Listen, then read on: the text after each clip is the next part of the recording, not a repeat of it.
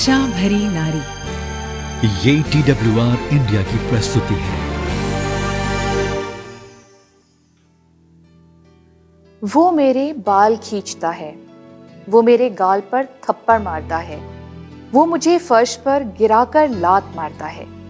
मैं उससे बहुत प्यार करती हूँ। मेरे पास ताकत नहीं कि दरवाजे के बाहर चली जाऊं। मेरे चेहरे पर खून है, शरीर में हर जगह दर्द है, और मैं जो कर सकती हूँ वो है रोना। मैंने उसे पागल कर दिया तो वो यही करता है। काश मुझे उसका कारण पता होता। मेरा दिल मुझे उसे छोड़ने नहीं देगा, और ऐसा करने में बहुत दर्द होता है। मैं सोचती हूँ, क्या मेरा जीवन अब से मरने तक क्या ऐसा ही होगा? वो कहता है कि उसे इस बात का अफसोस है। वो मुझे अपनी बाहों में भर लेता है, यहाँ तक कि रोने भी लगता है। मैं उससे कहती हूँ कि मैंने उसे माफ कर दिया, और ये भी कि सब कुछ ठीक है, कम से कम अभी के लिए ही, क्योंकि मुझे पता है ये सब फिर से होगा। दोस्तों, कोविड-19 लॉकडाउन के दौरान सबसे अधिक चिंताजनक और सुसंगत प्रवृत्तियों में से एक घरेलू हिंसा में वृद्धि होना था। जैसा कि एक देश के बाद दूसरे देशों ने कोविड-19 महामारी की वजह से लॉकडाउन की घोषणा की और घर को एक शरण स्थान यानी कि सुरक्षित स्थान के रूप में देखा गया। भारत सहित पूरी दुनिया में पिछले वर्ष 2019 के फरवरी माह की तुलना में 2020 के फरवरी माह में पुलिस के पास घरेलू हिंसा, दुर्व्यवहार से संबंधित घटनाओं की शिकायतें 3 गुना से भी अधिक आने लगी। लोगों की सुरक्षा के उद्देश्य से लिए गए घर पर रहने के आदेश की वजह से पीड़ित अपने साथ दुर्व्यवहार करने वाले लोगों के साथ फंस गए। लॉकडाउन पीड़ितों के लिए सहायता सेवाओं से संपर्क करना या उनसे सहायता प्राप्त करना अधिक चुनौतीपूर्ण बन गया। घरेलू हिंसा की बढ़ती घटनाओं के साथ ये प्रश्न उठता है कि क्या घर वास्तव में महिलाओं के लिए एक सुरक्षित स्थान है भी कि नहीं? ट्रांसवर्ल्ड रेडियो की आशा भरी नारी के एक और एपिसोड में आप सभी का हार्दिक स्वागत है। ये कार्यक्रम समर्पित है देश भर में ऐसी महिलाओं के निर्माण के लिए जो विश्वास योग्य, दूसरों का उत्थान करने वाली और आशा से भरी हों। हमें आशा है दोस्तों कि आप पिछले सप्ताह के एपिसोड से प्रेरित हुए हैं और प्रोत्साहित हुए हैं। जी हाँ, मैं हूँ ग्रेस और आज के लिए आपकी मेजबान। और आज हम एक गंभीर मुद्दे पर चर्चा करने जा रहे हैं, जो है घरेलू हिंसा या दुर्व्यवहार। इसे महामारी के अंदर आने वाली एक और महामारी भी कहा गया है। क्या आप जानते हैं कि घरेलू हिंसा की शिकायतें कोविड-19 लॉकडाउन के दौरान कितनी ज्यादा बढ़ गई हैं? 4 में से 1 महिला का ये कहना है कि उन्होंने इस दौरान अपने परिचित साथी द्वारा हिंसा का अनुभव किया। घरेलू हिंसा दुर्व्यवहार का एक बहुत ही गंभीर, जीवन को सहमाने वाला रूप है, जो आमतौर पर एक परिचित साथी द्वारा की जाती है। देखिए, शारीरिक हिंसा घरेलू दुर्व्यवहार का सबसे अधिक प्रत्यक्ष रूप है, लेकिन इसमें अपने जीवन साथी को नियंत्रित करने का कोई भी प्रयास, भावात्मक शोषण, छेड़छाड़, छल, साइबर स्टॉकिंग, ब्लैकमेलिंग या वित्तीय दुर्व्यवहार शामिल हो सकता है। किसी भी दुर्व्यवहार करने वाले का अंतिम उद्देश्य अपने जीवन साथी से नियंत्रण और उसकी स्वतंत्रता को छीन लेना होता है। इसलिए याद रखें दोस्तों कि आपका जीवन साथी बाहरी रूप से हिंसक नहीं है तो इसका ये अर्थ नहीं है कि वे दुर्व्यवहार करने वाले नहीं हैं। जब आप अपमानजनक संबंध में होते हैं तो संकेतों को पहचानना मुश्किल हो सकता है। कई दुर्व्यवहार करने वाले जोड़ तोड़कर अपनी बात को सही साबित करने में कुशल हो जाते हैं। उनका व्यवहार और कार्य एक बार खेदजनक दुर्घटना के रूप में सामने आ सकता है। उन्हें अक्सर लव बॉम्बिंग के लिए जाना जाता है, जिसमें साथी को स्नेह और प्रशंसा के साथ अभिभूत करना शामिल होता है, जैसे कि एक हिंसक घटना के बाद फूलों का बड़ा सा गुलदस्ता भेज देना। दुर्व्यवहार करने वाले अक्सर परामर्श सभा में शामिल होने का वायदा करते हैं और शपथ खाते हैं कि वे फिर कभी भी आपको नहीं रुलाएंगे और न ही कभी आपको चोट पहुंचाएंगे। याद रखें दोस्तों, सिर्फ इसलिए कि वे पछता रहे हैं इसका अर्थ ये नहीं होता है कि वे दुर्व्यवहार करने वाले नहीं हैं। दोस्तों, मेरे साथ हैं मधु जी, जो एक अनुभवी स्वयंसेवक है और उन महिलाओं के बीच कार्य करती हैं जिन्होंने घरेलू शोषण हिंसा का सामना किया है या अभी भी उनका सामना कर रही हैं। आशा भरी नारी कार्यक्रम में आने के लिए मधु जी आपका बहुत बहुत धन्यवाद। थैंक यू ग्रेस, और मैं आपका भी और आशा भरी नारी प्रोग्राम का भी धन्यवाद करती हूँ कि उन्होंने मुझे यहाँ बुलाया। मैं उनका दिल से आभार प्रकट करती हूँ। मैं यहाँ आकर बहुत खुश हूँ और मुझे आशा है कि जितनी भी महिलाएं और बहनें मुझे सुन रही हैं, मैं उन सब के लिए एक प्रोत्साहन बन सकूँगी जो आज हमारी बातें सुन रही हैं। मधु जी, जब घरेलू हिंसा की बात आती है तो मैं चेतावनी के संकेतों के बारे में जानना चाहूँगी। इसमें आप अपने जीवन साथी को आपकी रुचियों, पसंद नापसंद और शौक या मजाक उड़ाते हुए, आपको नीचा दिखाते हुए, आपको शर्मिंदा करते हुए या आपका अपमान करते हुए देख सकते हैं। वे आपको बेकार या अयोग्य कह सकते हैं। यह सब भावनात्मक शोषण का हिस्सा है। वे आपके फ़ोन या कंप्यूटर या पासवर्ड मांग सकते हैं, आपके वित्तीय रिकॉर्ड तक पहुंच सकते हैं, आपको अपने दोस्तों और परिवार के सदस्यों से मिलने से रोक सकते हैं, या आप जो पहनते हैं या कार्य करते हैं उसे नियंत्रित कर सकते हैं। वे आपके फ़ोन को ट्रैक कर सकते हैं, आपकी कार का पीछा कर सकते हैं, या ना चाहते हुए भी आपके कार्यालय पर या घर आ सकते हैं। आपका साथी आपके रुपये ले सकता है, एक साझा बैंक खाते पर नियंत्रण की मांग कर सकता है, या आपके खर्च की अनुचित रूप से आलोचना कर सकता है। वे आपको डराने का आनंद ले सकते हैं या अक्सर आपको शांतिपूर्ण तरीके से घूर सकते हैं। यदि आपका साथी आपको मारता या घायल करता है या आपको चाकू से, बंदूक से या अन्य हथियारों से धमकाता है, तो बेशक यह सबसे स्पष्ट संकेत है। यदि आपका साथी आपके बच्चों के साथ छेड़छाड़ करता है, छल करता है या आपके पालतू जानवरों को बंधक बना लेता है, तो यह भी घरेलू हिंसा में देखने योग्य एक और महत्वपूर्ण संकेत है। चाहे किसी भी प्रकार का दुरुपयोग हो, उसके विरुद्ध तुरंत कार्रवाई करना महत्वपूर्ण है। और यदि कोई मित्र है जो इस घरेलू हिंसा का सामना कर रहा है, तो हम उसकी किस प्रकार से मदद कर सकते हैं, या हम कैसे फाइंड आउट कर सकते हैं कि वो इस घरेलू हिंसा का सामना कर रहा है? ये याद रखना महत्वपूर्ण है कि कुछ दुर्व्यवहार करने वाले सार्वजनिक रूप से ऐसा करेंगे, और जिन लोगों के साथ दुर्व्यवहार किया जा रहा है वे अपनी प्रतिष्ठा या अपने सम्मान को बचाने के लिए अपने कार्यों को छिपाना पसंद करते हैं। एक मित्र, पड़ोसी या कलीसिया के साथी के रूप में आपको इन बातों का ध्यान रखना चाहिए। हो सकता है कि उनका साथी सार्वजनिक रूप से उनका अपमान ना करे, लेकिन कम स्पष्ट अपमान और आलोचनाओं से सावधान रहें। क्या वे छोटी छोटी गलतियों के लिए चोट पहुंचाने वाले हो सकते हैं, या उनका साथी हमेशा उनके खाने सेवन के तरीके पर नज़र रखते हैं? ये भावनात्मक शोषण के संकेत हो सकते हैं। अंडे के छिलकों पर चलना, इस बात की जांच करें क्या आपका मित्र का जीवन साथी पति या पत्नी के चारों ओर अंडों के छिलकों के ऊपर चलने के समान तो नहीं। क्या वे आपके जीवन साथी आसपास शांति से रहते हैं, या वे हमेशा आपकी बातों पर नज़र रखते हैं? उत्पीड़न सहने वाले अक्सर यह मानते हैं कि वे अपने साथी के गुस्से का कारण हैं, इसीलिए वे अपने साथी के गुस्से से बचने के लिए शब्दों को संयमित या सोच समझकर बोलते हैं या बार बार बहाने बनाना। अधिकतर समय पर जब उनके जीवन साथी किसी कार्यक्रम में जाकर वहां से अचानक चले जाते हैं या चिड़चिड़े दिखाई देते हैं, तो पीड़ित उनके दुर्व्यवहार के लिए बहाने बनाते हैं और यह कहते हैं कि वे अपने काम या परिवार की समस्याओं से विचलित हैं, या उनके कहने का यह मतलब नहीं था आप नाराज़ ना हों। उनके सिर्फ शब्द ही ऐसे थे। वे बहाने इसलिए बनाते हैं क्योंकि वे नहीं चाहते कि कोई उनकी स्थिति के बारे में उनकी सच्चाई को देखे, इसलिए वे झूठ बोलने के लिए अधिक इच्छुक रहते हैं। अधिकारिता, यह एक बड़ी बात है। अत्यधिक अधिकार या ईर्ष्या पर नजर रखें। जब उनके साथी अपने उन मित्रों से बात करते हैं जिनसे वे आकर्षित होते हैं, तब क्या वे अजीब व्यवहार करते हैं?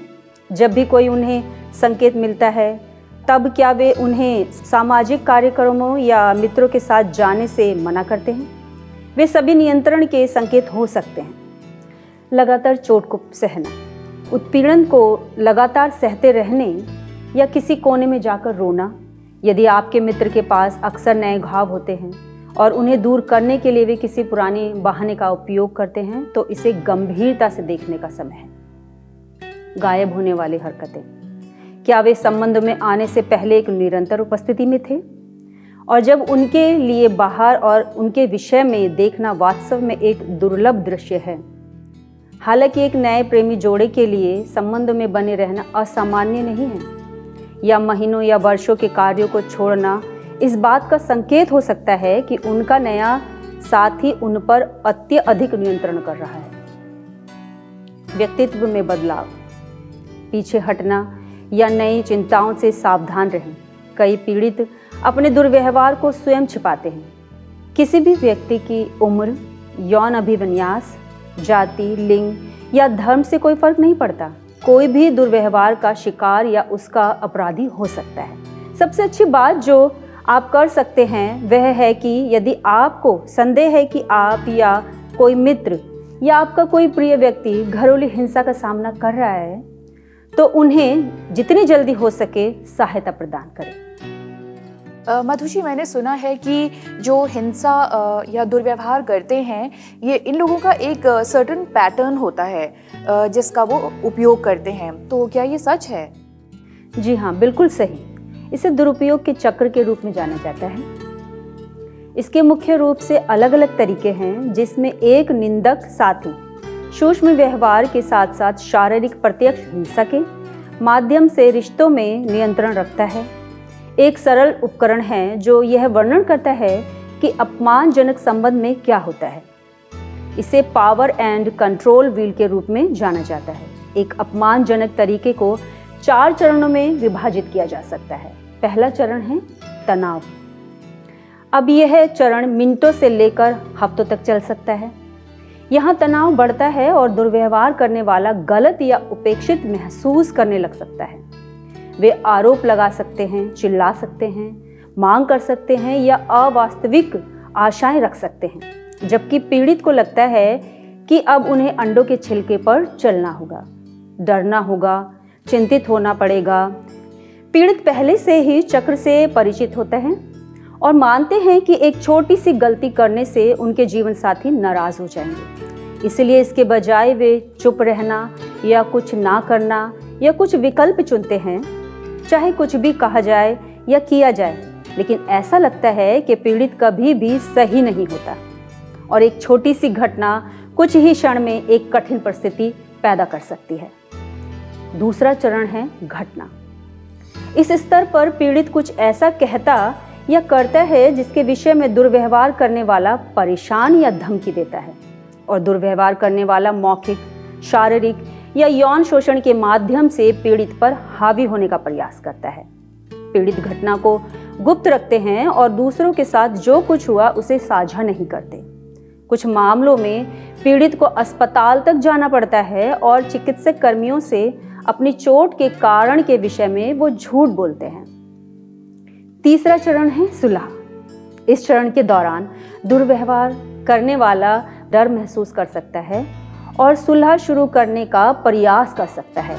वे फूलों का गुलदस्ता, एक बड़ा सा गुलदस्ता ले आते हैं, अपने जीवन साथी को रात के खाने के लिए बाहर ले जा सकते हैं या अच्छी छुट्टी बिताने का एक सुझाव दे सकते हैं। वे अक्सर वायदे करते हैं कि ये आखिरी बार है जब दुर्व्यवहार हुआ।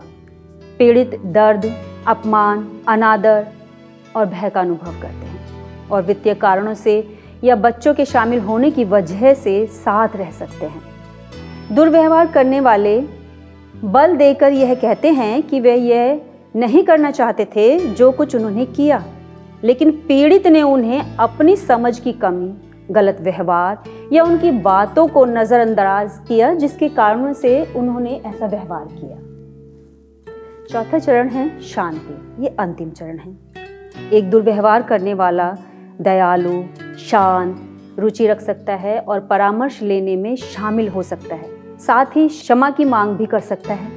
पीड़ित यह विश्वास कर सकता है कि दुर्व्यवहार करने वाला बदल गया है और वह उसकी क्षमा को स्वीकार कर लेता है।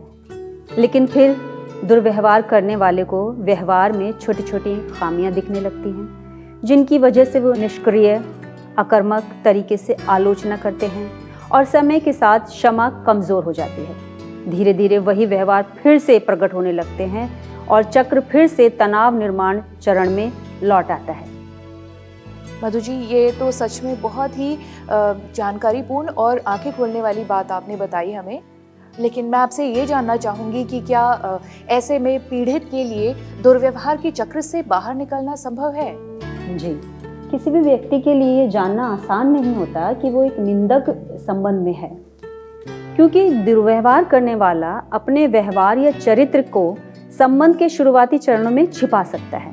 अक्सर नियंत्रण करने और अधिकारपूर्ण व्यवहार उनके बदसूरत सिर को तब तक पीछे नहीं छोड़ते जब तक कि संबंध के बंधन मजबूत नहीं हो जाते, जबकि हर संबंध अलग होता है। अधिकांश अपमानजनक संबंधों में एक पहलू समान होता है।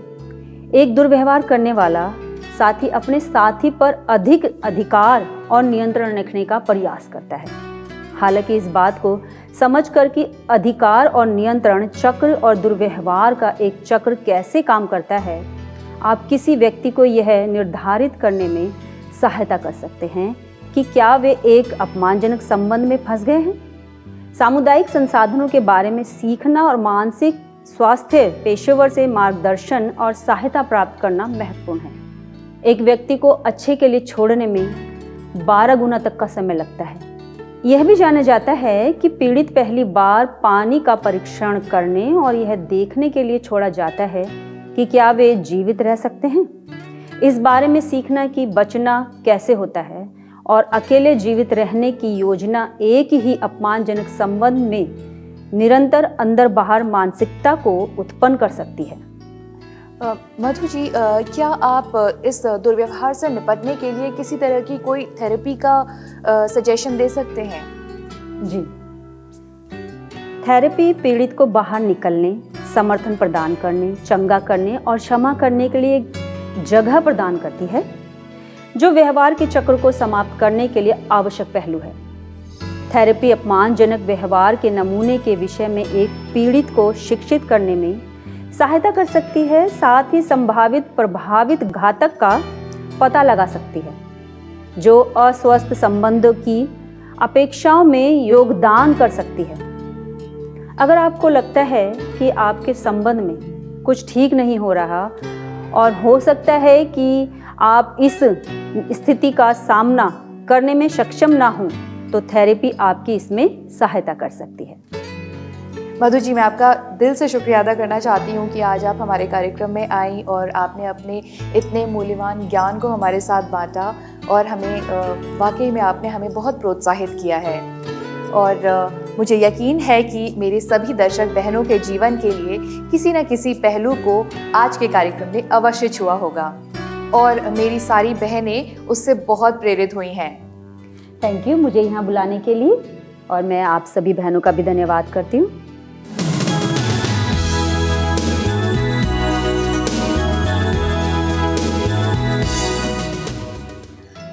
बहनों, दुर्भाग्य से मसीही विवाहों में भी घरेलू दुर्व्यवहार होता है, तो इसके विषय में बाइबल का क्या कहना है? हम सभी जानते हैं कि पहला कुरिन्थियों उसके 13 और 4 से 8 में उस अंश को अक्सर विवाहों में प्रयोग किया जाता है, जो उस आदर्श प्रेम की घोषणा करता है जिसे हम अपने सभी संबंधों में चाहते हैं। प्रेम धीरजवंत है और कृपाल है। प्रेम डाह नहीं करता, प्रेम अपनी बढ़ाई नहीं करता और फूलता नहीं। वो अनरीति नहीं चलता, वो अपनी भलाई नहीं चाहता, झुंझलाता नहीं, बुरा नहीं मानता, कुकर्मों से आनंदित नहीं होता, परंतु सत्य से आनंदित होता है। वो सब बातें सह लेता है, सब बातों की प्रतीति करता है, सब बातों की आशा रखता है, सब बातों में धीरज धरता है। प्रेम कभी टलता नहीं। सच में बाइबल में सभी प्रकार की हिंसा को परमेश्वर और मानवता के विरुद्ध अपराध माना जाता है। पवित्र शास्त्र हिंसा की निंदा से भरा हुआ है। बार बार हिंसा करना दुष्टता से जुड़ी है और ये परमेश्वर के सम्मुख घृणित कार्य के रूप में जाना जाता है। विशेष रूप से महिलाओं के विरुद्ध की गई हिंसा की निंदा की जाती है। यहूदी व्यवस्था में देखा जाए तो जैसा कि एक महिला पर शारीरिक या मानसिक रूप से यौन संबंध के लिए दबाव डालना था, वैसे ही कुकर्म को हत्या के बराबर माना जाता था। बाइबल महिलाओं के भीषण यौन शोषण की कई कहानियों का वर्णन करती है। पुराने नियम के आख्यानों में कुकर्म को एक आक्रोश के रूप में देखा जाता है, एक ऐसा शब्द जो पुराने नियम में केवल 13 बार आता है और ये दीना, तामार और बेतलेहम की महिला के कुकर्म सहित परमेश्वर और मनुष्यों के विरुद्ध उल्लंघन के चरम कार्यों के लिए आरक्षित है। हम दुर्व्यवहार शब्द हर जगह नहीं पाते, लेकिन उत्पीड़न शब्द जिसका अर्थ है सत्ता या अधिकार के दुरुपयोग से किसी को कुचलना या दबाव डालना, हर जगह पाया जाता है। भजन संहिता विशेष रूप से उत्पीड़न को ऐसे तरीके से चित्रित करती है जो दुर्व्यवहार से बचे लोगों के उनके दुर्व्यवहार का वर्णन करने के तरीकों को बताता है। भजन संहिता 56 में परमेश्वर उत्पीड़ित और दुर्व्यवहार सहने वालों के पक्ष में है। पवित्र शास्त्र स्पष्ट रूप से उन लोगों के लिए समाज के नाटकीय परिवर्तन के लिए परमेश्वर की इच्छा व्यक्त करते हैं जो बोझ से दबे हुए या फिर बहिष्कृत हैं या जिनके साथ अन्यायपूर्ण व्यवहार हुआ है। यीशु ने हिंसा और अधिकार के नियमों से खेलने से मना किया है। ये नई क्रांति जिसे स्वयं यीशु ने बनाया है, जिसका अर्थ है कि बलवानों को निर्बलों को अपना विशेषाधिकार देना चाहिए, दुर्व्यवहार करने वाले को विरोध करने के लिए निर्बल लोगों के विरुद्ध हिंसा का उपयोग करना बंद कर देना चाहिए और संस्था को दुर्व्यवहार से बचे लोगों के आघात की अनदेखी करना बंद करना चाहिए। बाइबल हमें बताती है दोस्तों कि अपमानजनक व्यवहार के गंभीर परिणाम होते हैं। परमेश्वर उन लोगों के बाहरी पवित्र कार्यों को सहन नहीं करते जो लड़ते और झगड़ते हैं, और वे दुष्टता से घूंसे मारने वालों की प्रार्थना को भी नहीं सुनते। पौलुस ने युवा तिमुथियुस और तीतुस को ये चेतावनी दी कि एक प्राचीन या अध्यक्ष को अपशब्द नहीं कहने चाहिए। बाइबल बताती है कि एक व्यक्ति को मारपीट करने वाला नहीं होना चाहिए, जबकि ज्यादातर आधुनिक अनुवाद अक्सर हिंसक शब्द का प्रयोग करते हैं। मूल ग्रीक का शाब्दिक अर्थ है वो जो मारता है।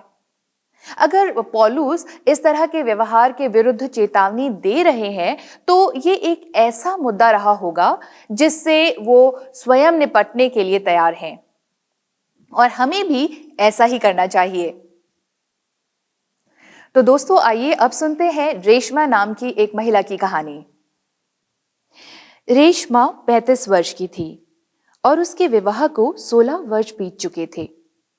वो कलीसिया में पली बड़ी थी और एक समर्पित मसीही थी।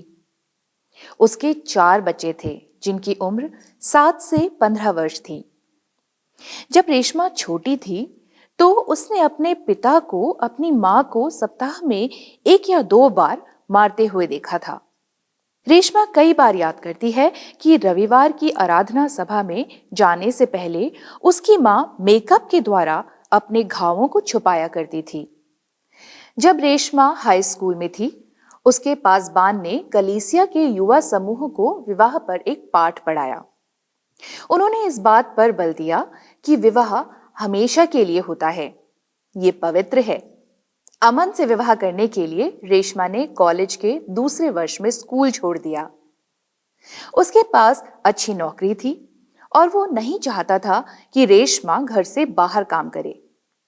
उनके विवाह पूर्व परामर्श में उसके पासबान ने उससे कहा, तुम धन्य हो कि तुम्हारे पास एक परमेश्वर से डरने वाला एक ऐसा व्यक्ति है जो तुम्हारी देखभाल करना चाहता है। विवाह के पहले वर्ष से ही जब रेशमा गर्भवती थी, अमन ने उसे अपशब्द कहना शुरू कर दिया। उसने उसे छोड़कर जाने की धमकी भी दी। उसने उससे कहा कि इसे भूल जाओ, ये कहते हुए कि विवाह जीवन भर के लिए होता है। 5 वर्ष और 2 बच्चे होने के बाद रेशमा ने घरेलू हिंसा संकट सलाहकार को बुलाया। उसने सलाहकार से कहा कि वो एक मसीही है और उसका मानना है कि विवाह पवित्र और हमेशा के लिए होता है, लेकिन उसे सहायता की आवश्यकता है। सलाहकार ने उसे बताया कि एजेंसी एक धर्मनिरपेक्ष संगठन है और उसकी सुरक्षा के लिए वे मदद कर सकती है। रेशमा ने कहा, ओ, मैं फिर किसी समय कॉल करूंगी। अमन ने रेशमा को बंदूक से धमकाया। रेशमा ने अपने अगुवे के पास जाने के विषय में सोचा, लेकिन उसका पति कलीसिया का एक लोकप्रिय सक्रिय अगुवा था। उसे पता था कि उसके अगुवे उसके साथ होने वाले दुर्व्यवहार की कहानियों पर विश्वास नहीं करेंगे। इसके बजाय वो बच्चों के साथ शरण लेने के लिए एक आश्रय भवन में भाग गई, लेकिन वहां कोई कमरा खाली नहीं था। रेशमा घर वापस आ गई। एक रविवार रेशमा के पासबान ने स्वस्थ परिवारों पर उपदेश दिया। उन्हें हाल ही में पता चला था कि महिलाएं सड़कों की तुलना में घर में अधिक जोखिम में रहती हैं। उन्होंने कहा, यह एक बहुत ही शर्म और पाप की बात है। वो घरेलू हिंसा के बारे में और बातों को सीखेंगे और कलीसिया के साथ भी साझा करेंगे। रेशमा को याद आ गया कि उसकी दादी उन्हें बताती थी कि कलीसिया भूखे को खाना खिलाने, बीमारों की देखभाल करने, गरीबों की मदद करने और निर्बलों की रक्षा करने का एक स्थान है। इसलिए रेशमा ने कलीसिया समाप्त होने के बाद अपने पासबान से बात करने का फैसला ले लिया। रेशमा आश्रय की वेबसाइट पर गई। विश्वास के एक भाग में उसने पढ़ा कि हिंसा विवाह की वाचा को नष्ट कर देती है और परमेश्वर जीवन की पवित्रता के ऊपर विवाह की पवित्रता को नहीं रखते हैं। उसने स्थानीय मसीही पासबानों की सूची भी देखी, जो उसके विश्वास और उसके दुर्व्यवहार के संबंध में किसी भी प्रश्न के लिए उसकी मदद करने के लिए परीक्षित थे। रेशमा की मासिक मदर्स ऑफ टीनेजर्स यानी कि किशोरों की माताओं की सभा में एक सदस्य ने यह साझा किया कि वो एक अपमानजनक वातावरण वाले घर में पली बड़ी थी और उसे इस बात का डर था कि इससे उसके बच्चों की परवरिश करने के तरीके पर असर पड़ रहा है। तब तक रेशमा को लगा कि वो अकेली है। रेशमा ने भी अपना अनुभव साझा किया। अगले दिन सदस्यों में से एक ने यह वायदा किया कि जब भी रेशमा जाने के लिए तैयार होगी तो वो उसकी मदद करेंगे। रेशमा ने अपने बाइबल में से पहला कुरिन्थियों 3 उसका 16 से 17 पढ़ा।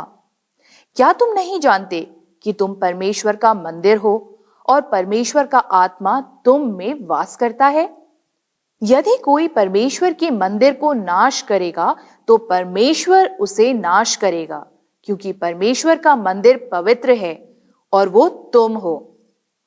रेशमा ने संकट सलाहकार को बुलाया और जाने के लिए एक सुरक्षित योजना बनाई। दोस्तों, समय के साथ रेशमा ने यह महसूस किया कि उसे केवल ये जानने और विश्वास करने की आवश्यकता है कि परमेश्वर वो जैसी भी थी उससे प्रेम करते हैं और उनका प्रेम उसे कभी भी चोट नहीं पहुंचाएगा, और ये बिना किसी शर्त के उसका था। मेरी बहनों, ये याद रखिए कि परमेश्वर के राज्य में घरेलू दुर्व्यवहार स्वीकार्य नहीं है। एक स्वस्थ विवाह के परमेश्वर के नमूने में परमेश्वर द्वारा दी गई भूमिकाओं, पहचानों और प्रतिभाओं का परस्पर समर्पण और सम्मान शामिल है। मेरी प्रार्थना है कि विश्वासियों के एक समुदाय के रूप में हम अपशब्दों को ना कहें, चुप रहने को ना कहें, छिपाने को भी ना कहें, और उन लोगों के साथ सदा खड़े रहें जिन्होंने बिना किसी गलती के हिंसा की वजह से अपने स्वाभिमान को नष्ट कर दिया है। तो बहनों, इसी के साथ आज का कार्यक्रम हम यहीं पर समाप्त करते हैं। हमें विश्वास है कि आज के कार्यक्रम के द्वारा आप आशीषित हुए हैं और प्रोत्साहित हुए हैं। अगले कार्यक्रम में आपसे फिर मुलाकात होगी। तब तक के लिए हमें आज्ञा दीजिए। परमेश्वर आपको आशीष दे।